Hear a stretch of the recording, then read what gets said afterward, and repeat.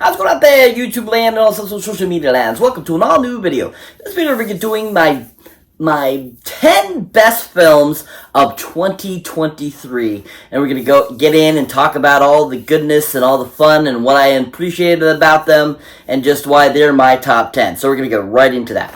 Before we do that, make sure you hit the subscribe button so you don't miss this video and other videos I put up. As always, people, if you enjoy my content here on YouTube, dabble check out my other social media platforms such as X, Facebook, Instagram, Patreon, where I have a great extra accoutrement you don't get to see here on my YouTube channel, and all kinds of other places. So pretty much you can find me anywhere, so check it out, people. Yeah. As always, let's get right into this. So welcome one and all to an all new video. So like I was saying before, we're going to be doing my 10 best films of 2023. And like I said, we're going to get in here, we're going to talk about them, why I like them, and all that kind of good accoutrement and stuff like that. And I think that last year was a really good year for films. There was a lot of great films that came out.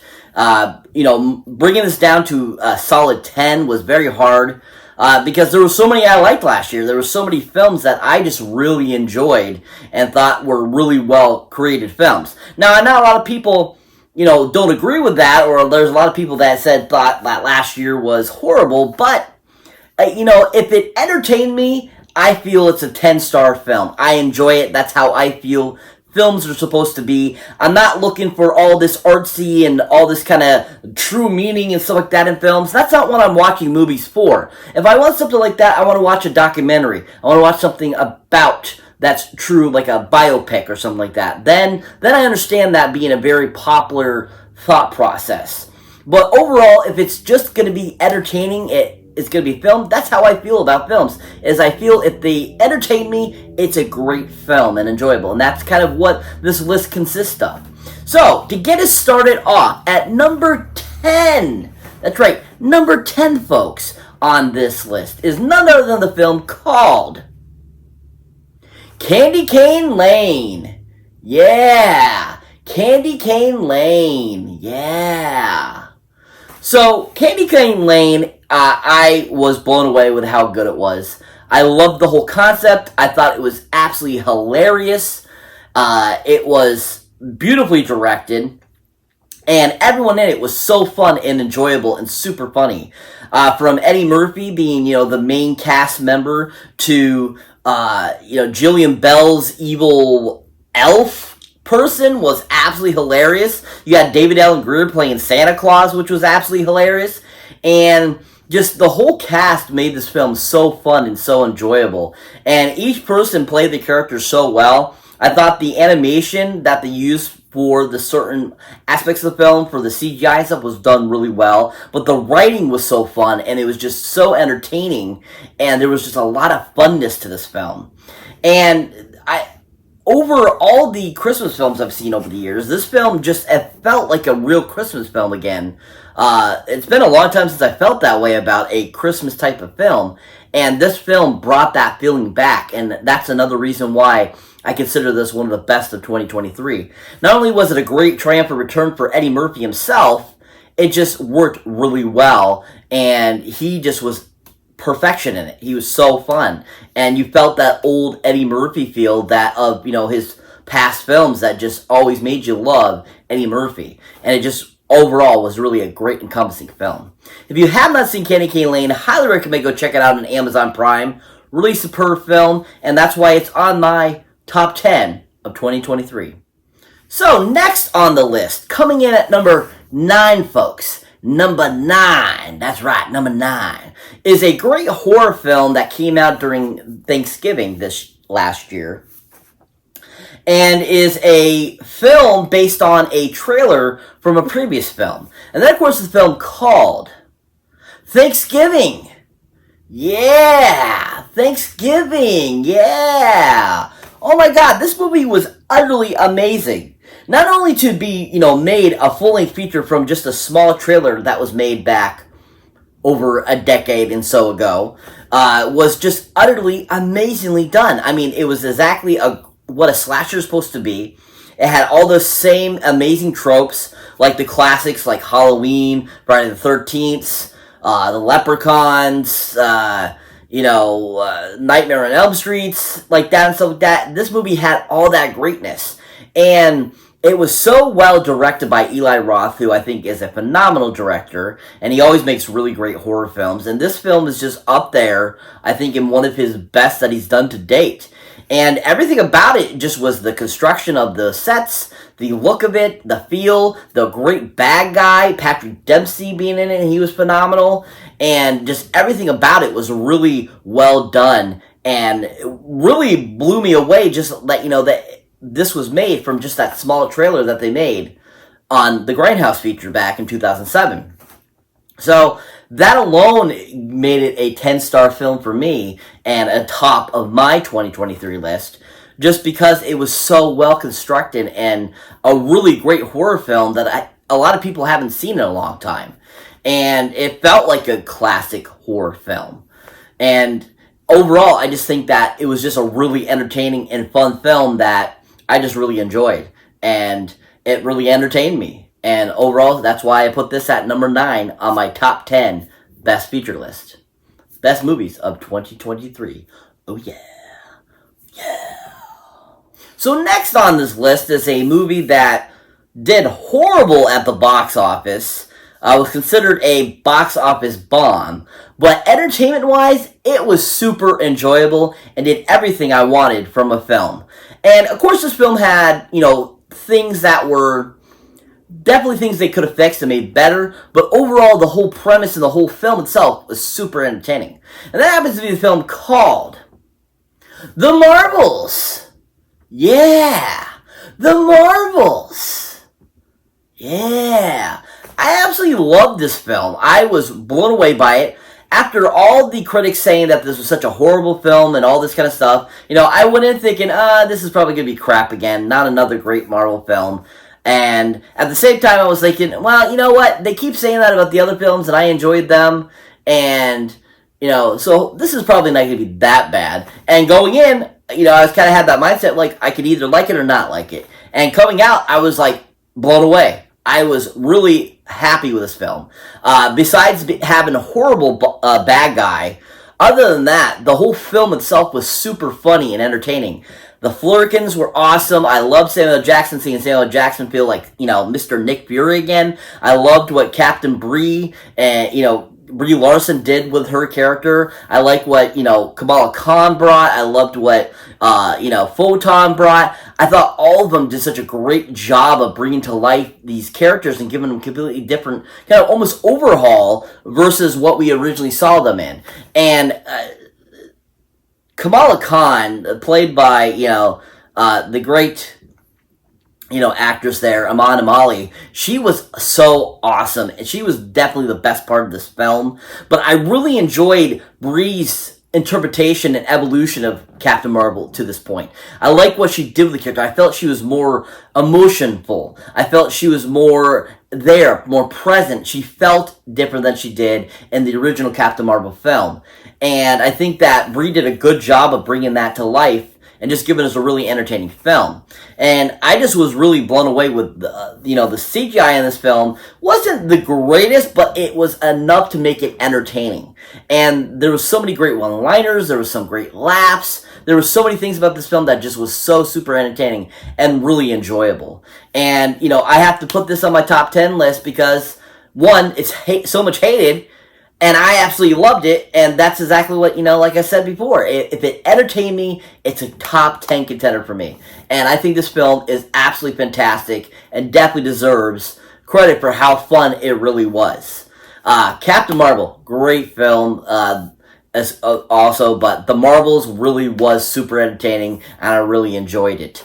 Overall, I think it's a really fun film, and definitely something you should check out if you have not seen it.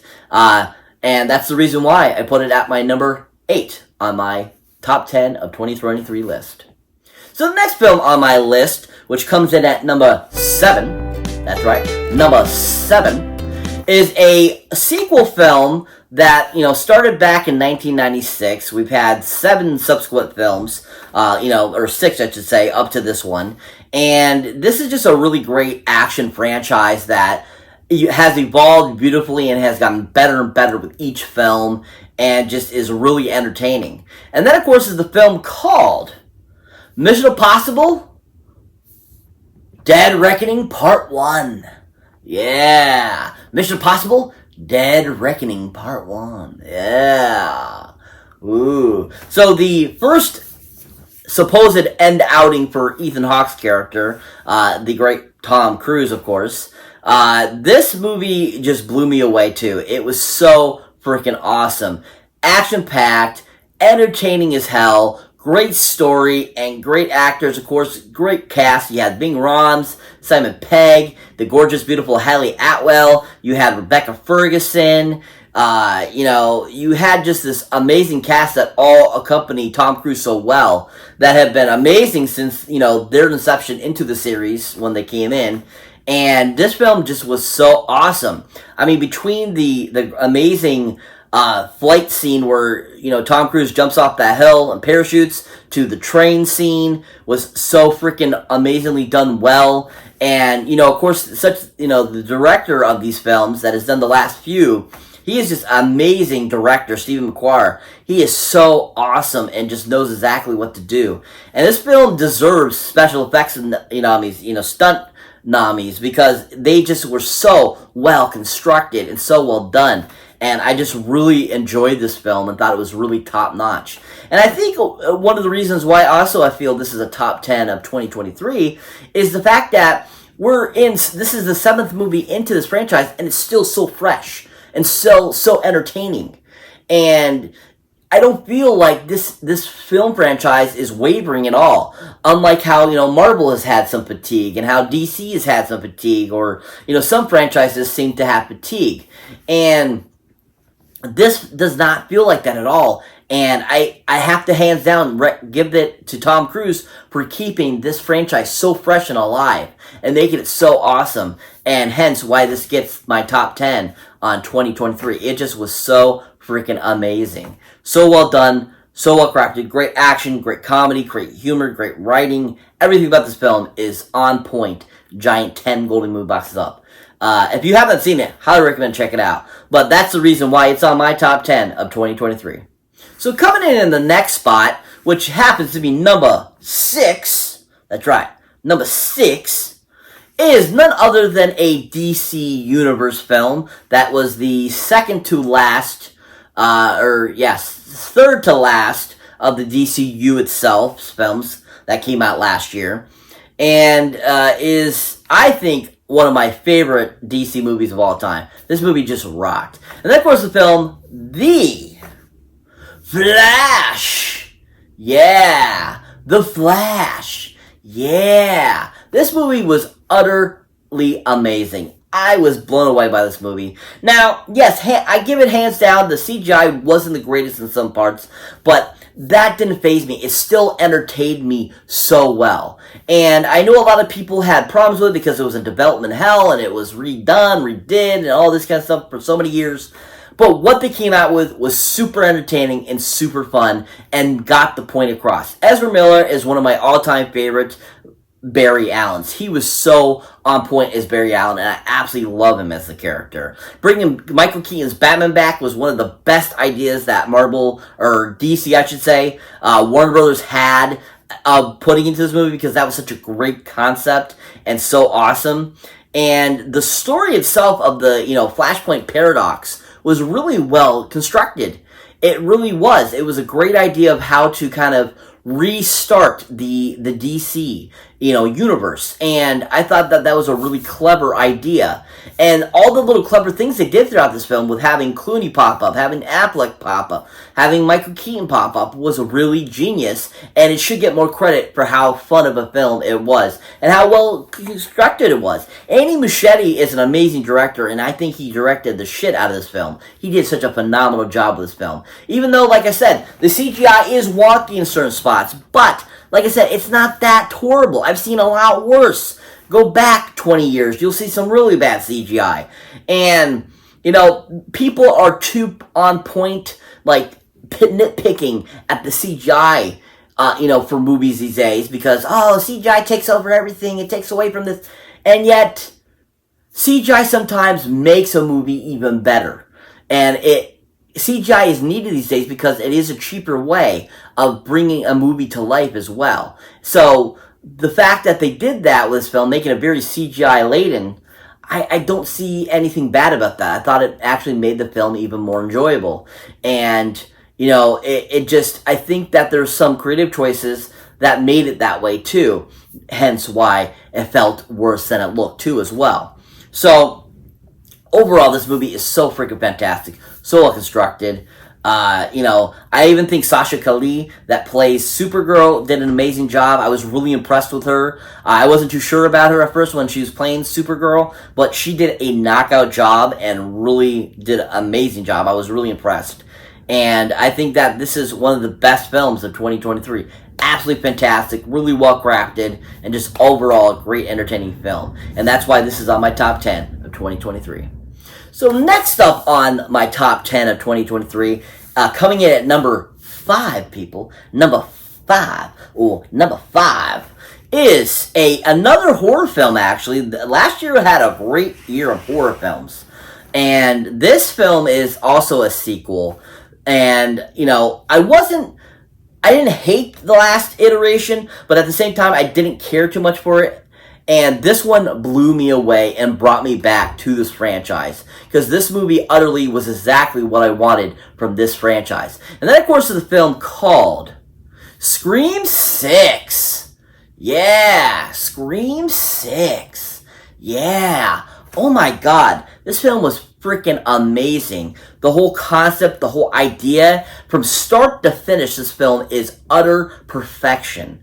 The thought process of bringing back Hayden Panettiere from Scream 4 was amazing. The whole thought process that, hey, once again, let's bring in a relative of a former killer and have them try to get revenge, but not only having it be one Ghostface killer, have it 3 Ghostface killers was freaking genius. The directors of this film, Oppenheimer and, unfortunately, I'm sorry, I can't remember the other guy's name at this moment, they are fantastic from Radio Vice, or Radiohead, or Radio Silence, they were so freaking amazing. And it's too bad they're not coming back for number 7, but this film was just exactly what I wanted from Scream film. It brought me back to the feeling of like Scream 1, Scream 2, Scream 3, Scream 4. I think all 4 of the ones directed by Wes Craven were really amazing films. And each of them had great points and, definitely had some flaws. But every movie is going to have a flaw. And, even if I say it's perfection, there's definitely, there's flaws to it that people will point out and stuff like that. But to me, if it's entertaining, I don't care about those flaws. And this film was pretty much flawless, I thought. Because from the writing to the acting, the cast was all done so well. Now, hands down, it was sad that they didn't have Neve Campbell in this one. That's really sad, and that they couldn't come to a negotiation for a price for her. But at the same time, I don't think that she could have made it any better. She would have kind of just been like how they did her in 5, where she really didn't have a huge part, and it was, very much towards the end of the film. And, I was thinking that, bringing her back in, like in the next one, is kind of a refresher for the film, and a refresher for, Sidney Prescott's character to kind of even it out and give us a little different, she's had time to not deal with a ghost face encounter for once, and, maybe that helps her to become a better better killer of a ghost face and stuff like that. It can give you a great fresh perspective. And I think that, this movie did amazing without her in it. And we still had, Courtney Cox reprised her role of Gale Weathers, and she was fun in the film. And I just think that this was a really well-crafted horror film and horror sequel that just was amazing. So well done. Every second I was sitting there in the theaters going, oh my god, this is so freaking amazing. I just was blown away by this film. I was so happy that they brought in a better iteration than Scream 5 was. And I was, loved this film. And, and I just think overall it's one of the best of the Scream franchise. Absolutely think it's fantastic. on my, of all 6 Scream films, this is number 2 on my list. So I think this movie is freaking amazing. Really well done. And that's why it's on my 10 best of 2023. So next on the list, coming in at the 4th spot, fourth spot on my top 10 of 2023 is another horror comedy film, and is something that probably a lot of people are not going to know about. They probably have never heard of it. It's something I came across on Tubi, and I utterly love this film. I think this movie is freaking amazing. For those that love classic 80s, 90s horror flicks that, were, along the lines of like Friday the 13th, the Halloween franchise, any of those types of films where it's just like about guts, glory, sex appeal, all that kind of stuff, this is a movie for you. And this film is called Murder Size. Yeah! Murder Size. Oh my god, this movie's so freaking awesome. It's one of those films where it's so bad you love it type of deal. And the acting in it is good at times, but horrible at other times. The main actress herself is horrible, but it's so horrible it's good. It's that type of film, but there's so many great tropes in this film that just make it absolutely fantastic. It's so 80s feel. It so feels like those classic horror films, or even some of the great 80s films from the early 80s, like Porky's, Fast Times at Ridgemont High, the Kentucky Fried Movie, and stuff like that. This movie is all those up in one trope, but filmed in 2022, but feeling like a complete 80s film. And the concept of the film is freaking hilarious too, because it's about these serial killers that go around and killing these women, and they somehow end up at this studio where they're trying to make a exercise video where the main actress is trying to get ahead and starts accidentally killing people off. The whole concept is freaking utterly so amazing and so fun, and it absolutely is so great. And, it's got pretty much a no-name cast. A lot of these people have either been in adult films or have been in a lot of direct-to-DVD horror films and stuff like that. And there is one actress in this that has been in a ton of things over the years. She was a big sex symbol in the 80s and 90s, and she returns in this to be kind of that same type of deal. And funny seeing her older, but it is such an utterly great film. I absolutely love this film. One of my favorite, it's my ultimate favorite horror film of 2023, and one of my all-time favorites now of all time. This movie is so freaking awesome. If you haven't seen it, I highly recommend go check it out on Tubi. And that's why this is my number 4 on my top 10 list of 2023.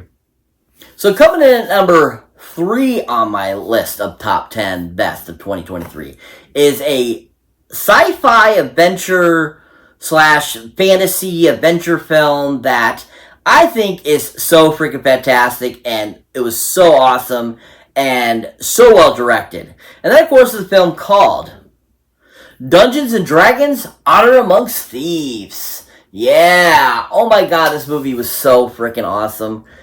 So well directed, so well acted by everyone. I mean, from Chris Pine, up to Hugh Grant. Everyone in this film was so awesome and hilarious and worked out perfectly in this film and just did all the characters just right. They're all freaking hilarious. And Michelle Rodriguez as Olga was absolutely amazing. Absolutely loved her in this film. And Hugh Grant is kind of the evil bad guy. It was perfect. He was perfection. But everyone all did a great job of bringing their characters to life and just making a really successful Dungeons and Dragons film. Because I know a lot of people hate the 2000 film that they made of Dungeons and Dragons. They thought it was horrible, it was awful. But yet it's kind of grown a cult following over the years. But this film gave you everything that a Dungeons and Dragons person would want. And it's all about fantasy and coming up with the concept and all this kind of stuff. And this movie exactly did that. The CGI in it was amazing. The writing, the directing was all done perfectly. And everything about this film was utterly on point. It was hilarious. It was action-packed. It was so super entertaining, and everyone made this film so freaking enjoyable. And I absolutely love just everything they brought to this film. And I absolutely think that this was a very, strong film that doesn't get enough, recognition for how good of a film it was. It really was utterly entertaining and so well created. And just overall, just a really fantastic film. If you have not seen it, highly recommend check it out. But that's the reason why it's my number 3 on my top 10 of 2023. So coming in at the number 2 spot, that's right, number two spot on my list of top 10 of 2023 is another horror film that, like I said, horror films in 2023 were amazing. We had a great year of amazing horror films that were super on point, super awesome, and a lot of great sequels too as well. And this film that I'm about to talk about is also a sequel slash prequel that is utterly amazing. And that, of course, is a film called Saw 10. Yeah, Saw 10. Oh my god, Saw 10. Utterly freaking amazing. I was blown away by this movie. Like, literally, this movie was on point, everything you were looking for from a Saw film. It was a beautiful return to the original Saw series. Because I know a lot of people didn't care too much for Spiral. Some loved it, some hated it, some were in between. But this film really brought back that great old feeling of the Saw franchise that, started with the first 7 films. And Kevin Garrett coming back to direct it was awesome. I love that Tobin Bell came back and Shawnee Smith came back, and that we kind of got this other kind of prequel story, when John was first trying to get treatment for his brain tumor, and he basically gets conned. And this movie was so well written, so well constructed. The acting in it was amazing. The cast was amazing. All the traps were so well constructed. And this was just utterly another one that was just perfection to the T on bringing back such a solid franchise that, I've always enjoyed this franchise. I mean, from the first Saw film in 2004, as soon as I watched that one, I'm like, this franchise, if they do a franchise, is going to be utterly amazing. And the whole concept of who Jigsaw is and why Jigsaw is doing what he's doing is one of the greatest concepts for a serial killer, bad guy, murderer in history of cinema, I think. And I absolutely love the concept of it. And I think Tobin Bell has brought Jigsaw to 100% to life. And he did it again in this film and just gave us a utterly amazing performance that deserves some nominations because he was just that good in it. And the graphics and all the traps and stuff like that were so well constructed in this one too. And like they always do, they do such a great job of being very realistic looking, and this movie did that. And Saw 10 just was an utterly amazing movie. Another one I highly recommend check out if you have not seen, but this movie is just amazing. Utterly amazing, people. Definitely worth a watch. That's why this is at my number 2 spot on my top 10 of 2023. Alright, folks, so we have come to the magnum opus of the best of 2023 at the number 1 spot, my friends. Number 1. So what could it be? Man, so many choices. And like I said before, this list was hard to come up with because there were so many movies I enjoyed last year that were so awesome. And there were so many great other honorable mentions, I mean, Blue Beetle, Shazam 2, Ant-Man and the Wasp, Quantumania, so many other movies that were just really fantastic too. I thought that were super entertaining and I enjoyed. And, like I said, it was very hard to come up with this list of just 10. But coming in at number 10 is, of course, a biopic film that was so well created and definitely worth the 3-hour runtime. And is just a amazing film that blew me away with how good it was. It was great to see the director go in a completely different direction than what he usually does for films. And that, of course, is a film called Oppenheimer. Yeah! Oppenheimer. Yeah! Oh my god, this movie is utterly amazing. Freaking awesome. well done. The acting it throughout this whole entire film by Cillian, by Robert, by Florence, by everyone that was in this film was so amazing. And you really felt transported back to their time and when this stuff was going on for them back in the 40s and the 50s and so forth.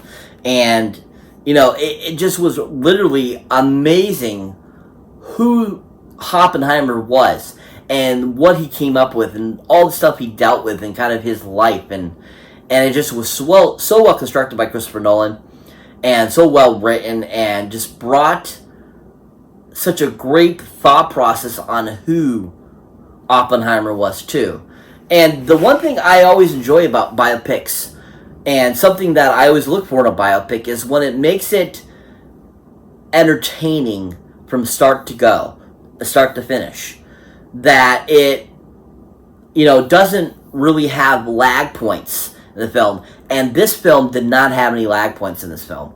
I was literally enthralled every single second of this film at what was going to happen next, what was going to happen in Oppenheimer's life, what he had to deal with, what he was going to accomplish, and all this kind of stuff, and just the whole thought process was so well constructed.